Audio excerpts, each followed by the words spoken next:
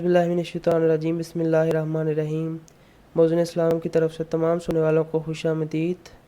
حضرت ابو ہریرہ رضی اللہ عنہ سے روایت ہے کہ نبی کریم صلی اللہ علیہ وآلہ وسلم نے فرمایا، رسول اللہ صلی اللہ علیہ وآلہ وسلم نے فرمایا، جو آدمی کسی مسلمان سے دنیاوی مصائب میں کوئی مصیبت دور کرے، اللہ تعالیٰ اس سے قیامت کے دن مصیبت دور فرمائے گا، اور جس نے کسی مسلمان کی پردہ پوشی کی، اللہ تعالیٰ اس کی دنیا و آخرت میں پردہ پوشی کریں گے۔ اللہ بندے کی مدد میں ہوتا ہے جب تک بندہ اپنے مسلمان بھائی کی مدد میں رہے۔ اسی حدیث کو دوبارہ سن لیں۔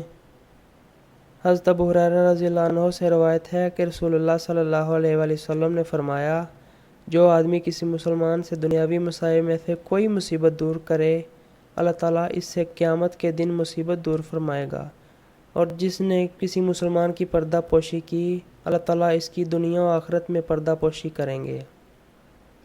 اللہ بندے کی مدد میں ہوتا ہے جب تک بندہ اپنے مسلمان بھائی کی مدد میں رہے۔